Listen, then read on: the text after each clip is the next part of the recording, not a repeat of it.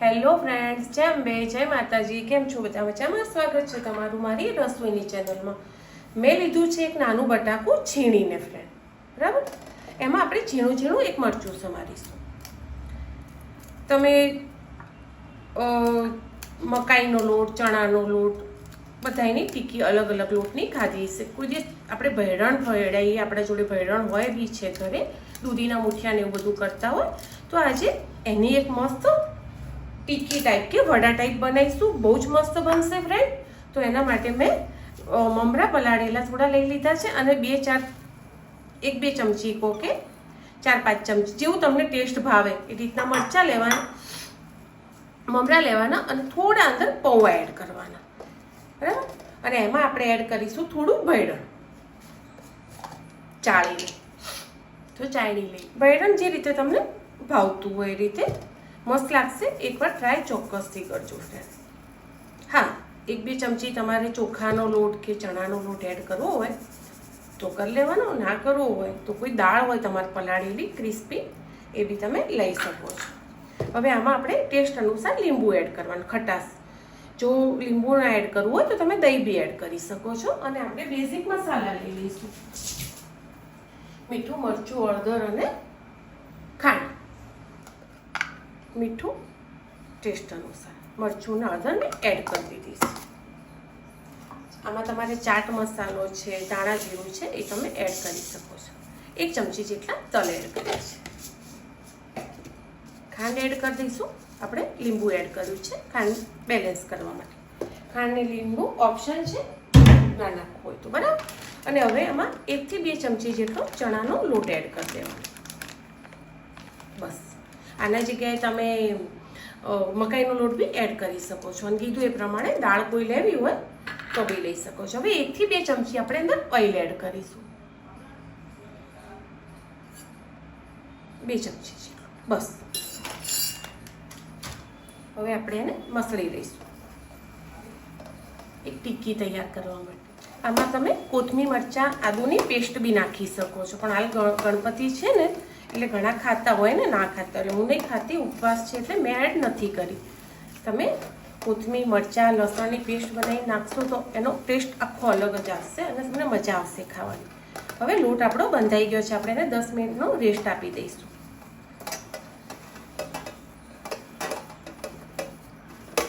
ચલો 10 મિનિટ એને ઢાંકીને મૂકી દઈએ. 10 મિનિટ થઈ ગઈ છે. મેં મસળી બી લીધો છે થોડો.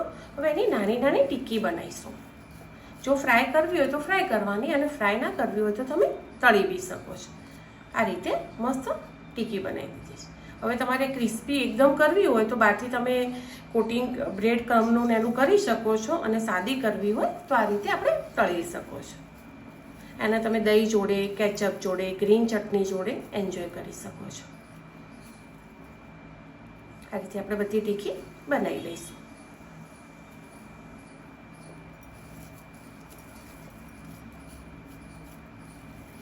ઇઝી રીતે આ નાસ્તો તમારે 10 મિનિટમાં તૈયાર થઈ જાય. ચલો, ટીકી થઈ ગઈ છે તૈયાર. એક બાજુ તેલ મૂકો ત્યાં સુધી તમારે મસ્ત જે ટીકી કરી છે ને એને તલ લઈ લેવાના અને તલમાં આખી કોટ કરી લેવાની. તલનો ટેસ્ટ શેકાયા પછી, તળાયા પછી ફ્રેન્ડ બહુ જ મસ્ત લાગે છે. તો એ રીતે આપણે બધી તલવાળી કરી દઈશું. બરાબર, આ રીતે કોટિંગ કરી દઈશું તલનું. આ રીતે બધી કોટિંગ કરી લઈશું. ટેસ્ટ તમને બહુ જ મજા આવશે ખાવાની. તમારે ભૈરણ તો આપણે ઘરે પડ્યું જ હોય દૂધીના મુઠિયા માટે, અને ભૈરણ ના હોય તો સોજી બી લઈ શકો છો. મમરા પૌવા બી બધાના ઘરે હોય જ છે ફ્રેન્ડ. ચાલો, આ રીતે બધું કોટિંગ કરી લઈશું. થોડા લઈ લઈશું આપણે ફરીથી તલ અને બધા કવર કરી લઈશું. અને એક બાજુ મૂકી દેવાનું તેલ. મેં બધા તલવાળા કરી દીધા છે. હવે મસ્ત તેલ મૂકી અને તેલ આવે એટલે તમારે તેલમાં તળી લેવાના. ચાલો, તેલ આવે એટલે એક તેલમાં તળી લેવાના. અને તમે સેલો ફ્રાય બી કરી શકો છો. તેલ થોડું બરાબર આવવા દેવાનું, બરાબર. જેટલા તમને તળતા ફાવે એટલા તળી લઈશું. એકવાર ફેવરી લઈશું.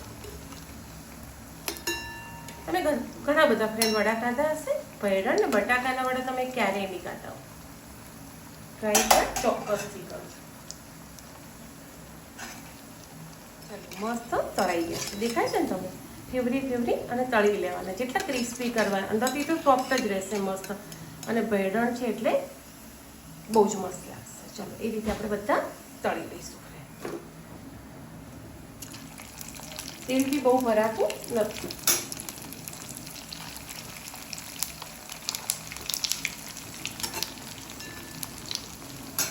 બીજા બી તળાઈ ગયા છે મસ્ત, એને બી નીકાળી લઈશું. લાગે છે ને મસ્ત, બહુ કેટલા મસ્ત લાગે છે.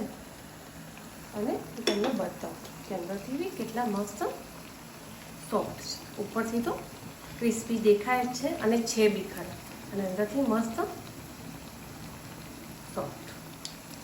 ટ્રાય ચોક્કસથી કરજો ફ્રેન્ડ. ચલો મેં વડા બનાવી લીધા છે, દહીં જોડે એન્જોય કરજો. બાય. તૈયાર છે ભૈરણ અને બટાકાના વડા. બટાકું બાફવાનું બી કોઈ જરૂર નથી કે કશું જ નહીં. 10 મિનિટમાં તમે ટેસ્ટી અને ચટપટા વડા તૈયાર કરી શકો છો. તો બનાવજો ચોક્કસથી, અને લાઈક, કોમેન્ટ, સબસ્ક્રાઈબ કરવાનું ફ્રેન્ડ ભૂલતા નહીં.